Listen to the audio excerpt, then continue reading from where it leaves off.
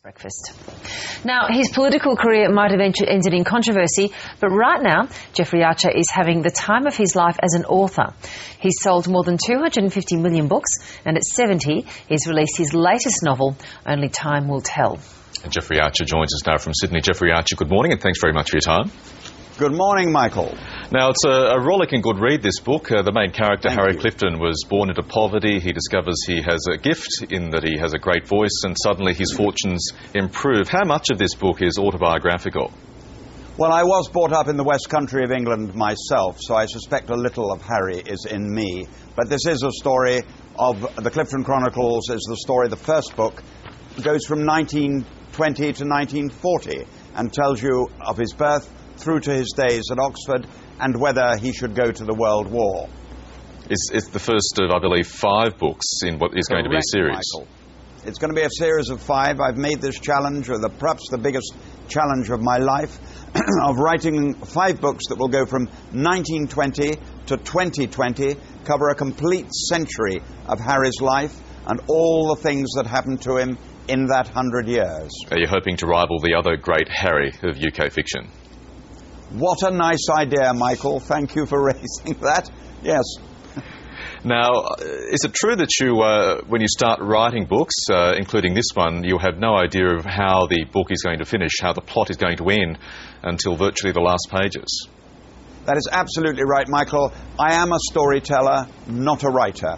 Therefore, I roughly know a third of the book, and then I go on in hope. And indeed, at the end of the first book, and the ending didn't come to me until a couple of days to go. And it's the ending that's caused so much consternation, because we leave Harry in a situation, I hope we leave Harry in a situation, that means everybody will want to read book 2. And in this multimedia digital age, you also continue to write your drafts in longhand. Yes, I find it hard to switch on a light, certainly a telephone.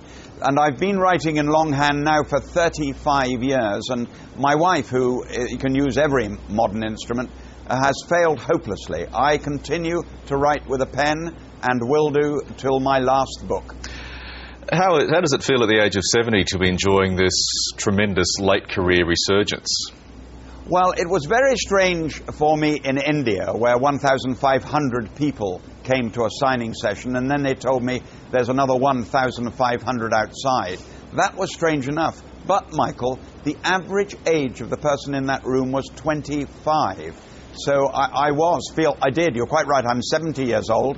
I felt like a pop star, and I rang my wife and she said, keep your feet on the ground. And that's the great thing any author wants to hear, a potential goldmine of readers aged below the age of 30. Indeed, you're right. It's wonderful to think there's a new generation of people, and you mentioned J.K. Rowling. We have her to thank, because I'm now stealing her readers.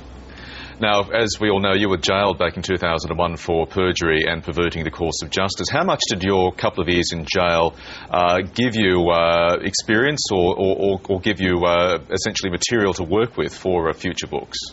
It was certainly an advantage, a very unpleasant time, but an advantage to come in contact with people you normally wouldn't meet and have a whole range of new stories put in front of you and a whole range of new experiences when I was 60, 61. That was an incredible situation, and it certainly hasn't harmed the plots, because when I'd written 14 novels by then, and it suddenly gave me a surge, which I hope people will feel when they read Only Time Will Tell, has been worthwhile. In fact, your life story, your colourful life story, it would be the good making of a good book in itself. Have you given any thought to writing an autobiography? I have, but at the moment my life is concentrated entirely on these 5 books.